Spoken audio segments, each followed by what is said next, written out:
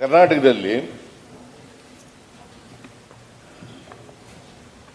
ನಾವು ಮಾಡಿರ್ತಕ್ಕಂಥದ್ದು 90,280 ಕೋಟಿ. ಈ ವರ್ಷ 1,04,000 ಕೋಟಿ ಮಾಡಿದ್ದೀವಿ. 23-23ರಲ್ಲಿ 90,280 ಕೋಟಿ ಮಾಡಿದ್ದೀವಿ. ಇಷ್ಟಾದರೂ ಕೂಡ ನಾವು 25% ಒಳಗಡೆನೆ ಇದ್ದೇವೆ.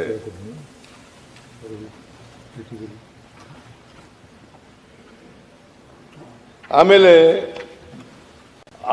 ನೋಡಕ್ ಹೋದ್ರೆ ಬೇರೆ ರಾಜ್ಯಗಳಿಗೆ ಕಂಪೇರ್ ಮಾಡಿದ್ರೆ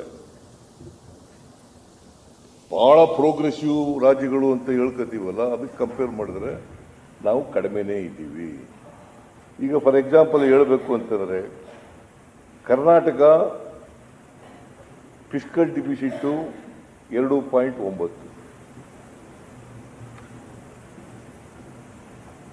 ಜಿಎಸ್ಟಿಪಿಯ 23% ಸಾಲ ಇದೆ, ಅಂದ್ರೆ 25% ವರೆಗೂ ತಗೋಬಹುದು.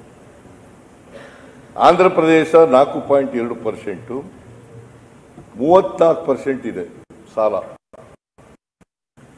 ಅಸ್ಸಾಂನಲ್ಲಿ 3.5%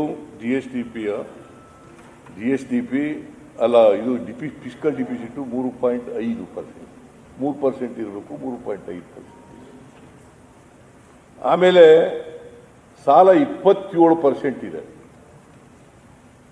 ಹಿಮಾಚಲ ಪ್ರದೇಶ 4.7% ಇದೆ ಫಿಸ್ಕಲ್ ಡಿಫಿಸಿಟ್, 44% ಸಾಲ ಇದೆ. Kerala, one of the progressive States in south India, ಅದು 3.4% ಇದೆ ಫಿಸ್ಕಲ್ ಡಿಫಿಸಿಟ್, 37% ಸಾಲ ಇದೆ. ಮಹಾರಾಷ್ಟ್ರ 2.6% ಇದೆ, ಸಾಲ 19% ಇದೆ. ಮಧ್ಯಪ್ರದೇಶ 4.1% ಫಿಸ್ಕಲ್ ಡಿಫಿಸಿಟ್ ಇದೆ, 29% ಸಾಲ ಇದೆ. ಪಂಜಾಬ್ 3.8% ಫಿಸ್ಕಲ್ ಡಿಫಿಸಿಟ್ ಇದೆ, ಆಮೇಲೆ 48% ಸಾಲ ಇದೆ. ರಾಜಸ್ಥಾನ 3.9% ಫಿಸ್ಕಲ್ ಡಿಫಿಸಿಟ್ ಇದೆ, 36% ಸಾಲ ಇದೆ. ತಮಿಳುನಾಡು 3.4% ಫಿಸ್ಕಲ್ ಡಿಫಿಸಿಟ್ ಇದೆ, 31% ಸಾಲ ಇದೆ. ತೆಲಂಗಾಣ 3% ಫಿಸ್ಕಲ್ ಡಿಫಿಸಿಟ್ ಇದೆ, 28% ಸಾಲ ಇದೆ. ಉತ್ತರ ಪ್ರದೇಶ 3.5%. ನೋಡಿ, ನೀವು ಇನ್ನೊಂದು ದೃಶ್ಯದಲ್ಲಿ ಗಮನಿಸ್ತಾ ಇದ್ದೀರಾ, ಇದು ಗದಗದಲ್ಲಿ ಪಂಚಮಸಾಲಿ 2A ಮೀಸಲಾತಿಗಾಗಿ ನಡೀತಾ ಇರುವಂತ ಒಂದು ಪ್ರತಿಭಟನೆ. ಈ ಸಂದರ್ಭ ಟೈರ್ಗೆ ಬೆಂಕಿಯನ್ನ ಹಚ್ಚುತ್ತಾರೆ. ಆ ಬೆಂಕಿ ಅಲ್ಲೇ ನಿಂತ ಪ್ರತಿಭಟನಾಕಾರರ ಕಾಲಿಗೂ ಕೂಡ ಹತ್ತಿಕೊಳ್ಳುತ್ತೆ. ಜೊತೆಗೆ ಅಲ್ಲಿ ಒಂದು ರೀತಿಯಾದಂತಹ ತಳ್ಳಾಟ ನೂಕಾಟ ಪೊಲೀಸ್ ಆಗಿ ಪ್ರತಿಭಟನಾಕಾರರ ನಡುವೆ ನಡೆದಿರುವುದನ್ನು ಕೂಡ ಅವಾಗಲೇ ನಾವು ದೃಶ್ಯದಲ್ಲಿ ಗಮನಿಸ್ತಾ ಇದ್ವಿ. ನಿನ್ನೆ ದಿನ ಪಂಚಮಸಾಲಿಗಳ ಮೇಲೆ ಲಾಠಿ ಚಾರ್ಜ್ ನಡೀತಲ್ಲ, ಈ ವಿಚಾರಕ್ಕೆ ಸಂಬಂಧಪಟ್ಟ ಹಾಗೆ ಸಂಪೂರ್ಣ ಮಾಹಿತಿಯನ್ನ ಪಡೆದಿದ್ದೀನಿ ಅನ್ನೋದಾಗಿ ಸಿಎಂ ಹೇಳಿದ್ದಾರೆ. ಸಿಎಂಗೆ ಮಾಹಿತಿಯನ್ನು ನೀಡಿದ್ದಾರೆ ಡಿಸಿ ಮೊಹಮ್ಮದ್ ರೋಷನ್. ಲಾಠಿ ಚಾರ್ಜ್ ಹಾಗೆ ಪ್ರತಿಭಟನೆಯ ಕುರಿತು ಡಿಸಿ ಮಾಹಿತಿಯನ್ನು ನೀಡಿದ್ದಾರೆ. ಗಲಾಟೆಯ ಸಂಪೂರ್ಣ ವಿಡಿಯೋವನ್ನ ಸಿಎಂ ವೀಕ್ಷಣೆ ಕೂಡ ಮಾಡಿದ್ದಾರೆ. ಬೆಳಗಾವಿಯ ಡಿಸಿ ಮೊಹಮ್ಮದ್ ರೋಷನ್ ಸಿಎಂಗೆ ಈ ಬಗ್ಗೆ ಮಾಹಿತಿಯನ್ನು ಕೊಟ್ಟಿದ್ದಾರೆ. ಪ್ರತಿಭಟನೆ ವೇಳೆ ಹೈಕೋರ್ಟ್ ಆದೇಶವನ್ನ ಉಲ್ಲಂಘಿಸಿದ್ದಾರೆ ಅನ್ನೋದಾಗಿ ಡಿಸಿ ಹೇಳಿದ್ದಾರೆ. ಹೈಕೋರ್ಟ್ ಆದೇಶದ ಪ್ರತಿ ಸಮೇತ ಜಿಲ್ಲಾಧಿಕಾರಿ ಸಿಎಂಗೆ ವಿವರಣೆಯನ್ನ ಕೂಡ ಕೊಟ್ಟಿದ್ದಾರೆ. ಈ ಕುರಿತಂತೆ ಹೈಕೋರ್ಟ್ ಹೋರಾಟಕ್ಕೆ ಅನುಮತಿಯನ್ನ ಕೊಟ್ಟಿತ್ತು. ಪ್ರತಿಭಟನೆಯ ಜಾಗ ಬಿಟ್ಟು ಬೇರೆ ಕಡೆಗೆ ತೆರಳಬಾರದು ಅನ್ನುವಂತ ಸೂಚನೆಯನ್ನ ಕೂಡ ಹೈಕೋರ್ಟ್ ಕೊಟ್ಟಿತ್ತು. ಹೈಕೋರ್ಟ್ ಆದೇಶ ಪಾಲನೆ ಮಾಡೋದಕ್ಕೆ ಲಾಠಿ ಚಾರ್ಜ್ ಮಾಡಲೇಬೇಕಾಯಿತು. ಹೀಗಂತ ನಿನ್ನೆ ದಿನ ಲಾಠಿ ಚಾರ್ಜ್ ಮಾಡಿದ್ರ ಬಗ್ಗೆ ಸಿಎಂಗೆ ಹಿರಿಯ ಅಧಿಕಾರಿಗಳು ಸ್ಪಷ್ಟನೆಯನ್ನ ಕೊಟ್ಟಿದ್ದಾರೆ. ಅಲ್ಲಿ ಇದೇ ಸ್ಥಳದಲ್ಲಿ ಪ್ರತಿಭಟನೆ ಮಾಡಬೇಕು ಅನ್ನೋದಾಗಿ ಇತ್ತು.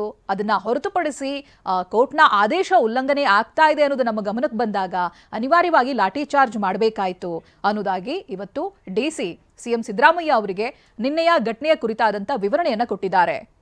ಹಾಗೆ ಅಧಿಕಾರಿಗಳು ನೀಡಿರುವಂತಹ ವಿಡಿಯೋ ಹಾಗೆ ಹೈಕೋರ್ಟ್ ಆದೇಶವನ್ನು ಕೂಡ ಸಿಎಂ ಪಡೆದಿದ್ದಾರೆ. ಆ ವಿಡಿಯೋವನ್ನು ಕೂಡ ವೀಕ್ಷಣೆ ಮಾಡಿದ್ದಾರೆ.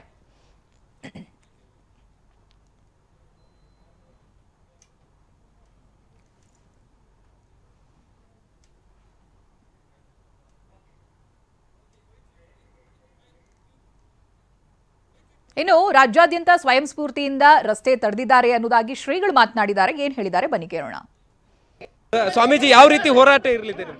ಇವತ್ತು ರಾಜ್ಯಾದ್ಯಂತ ಸ್ವಯಂ ಸ್ಫೂರ್ತಿಯಾಗಿ ಪ್ರತಿ ಹಳ್ಳಿಯಿಂದ ರಸ್ತೆ ಬಂದ್ ಮಾಡಕತ್ತಾರೆ, ಪ್ರತಿ ತಾಲೂಕು ಹೆದ್ದಾರಿಗಳನ್ನು ಬಂದ್ ಮಾಡಕತ್ತಾರೆ, ಪ್ರತಿ ಜಿಲ್ಲಾ, ಪ್ರತಿ ರಾಷ್ಟ್ರೀಯ ಹೆದ್ದಾರಿ, ಪ್ರತಿ ರಾಜ್ಯ ಹೆದ್ದಾರಿಗಳನ್ನ ಸ್ವಯಂ ಸ್ಫೂರ್ತಿಯಿಂದ ಅವತ್ತೇನು ಲಕ್ಷ ಗಂಟೆ ಪಂಚಮ ಸಾಲಿಗೆ ಬಂದಿಲ್ಲ, 10 ಲಕ್ಷ ಸಂಖ್ಯೆಯಲ್ಲಿ ಜನರು ಇವತ್ತು ರಾಷ್ಟ್ರೀಯ ಹೆದ್ದಾರಿ ಬಂದ್ ಮಾಡಕತ್ತಾರೆ.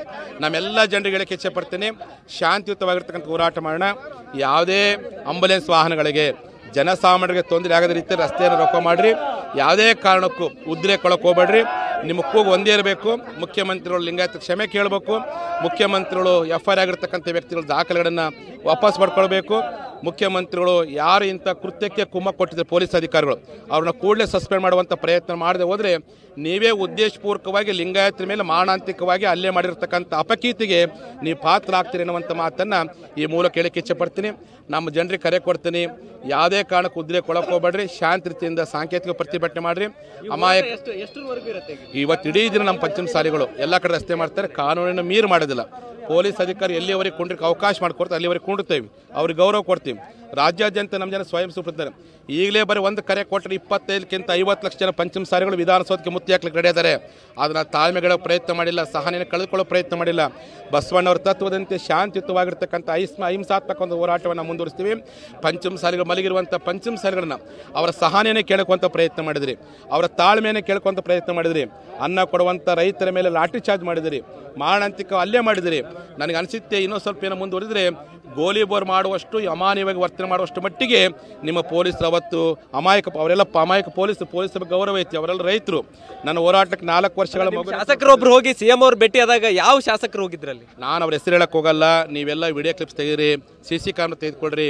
ನಮ್ಮ ಜನಾಂಗವನ್ನು ಒಡೆಯುವಂಥ ಸಂದರ್ಭದಲ್ಲಿ ಯಾವ ಶಾಸಕ ಕಣ್ಣೀರು ಹಾಕ್ಕೊಂಡು ಮುಖ್ಯಮಂತ್ರಿಗಳು ಹೋಗಿ ಕೈ ಮುಗಿದು ನಮ್ಮ ಜನಾಂಗದನ್ನು ಹೊಡೆಯಕತ್ತಾರೆ ಮುಖ್ಯಮಂತ್ರಿಗಳೇ, ಅವ್ರನ್ನ ಬಿಡುಗಡೆಗೊಳಿಸ್ರಿ, ಆ ಆದೇಶವನ್ನು ತೆಗೆದುಕೊಳ್ರಿ, ಪೊಲೀಸ್ ಅಧಿಕಾರಿಗಳಿಗೆ ಹೇಳ್ರಿ ಸ್ಟಾಪ್ ಮಾಡ್ಲಿಕ್ಕೆ ಅಂತ ಹೇಳಿದಾಗ ಹೊಡಿಲ್ ಬಿಡ್ರಿ, ನಮ್ಮ ಸರ್ಕಾರನ ಎದುರಾಕಂತಾರೇನು ಅಂತೇಳಿ ಈ ರೀತಿಯಾಗಿ ಹೃದಯ ವಿದ್ರಾವಕವಾಗಿ ನಿಮ್ಮ ಹೊರಟು ಮಾತು.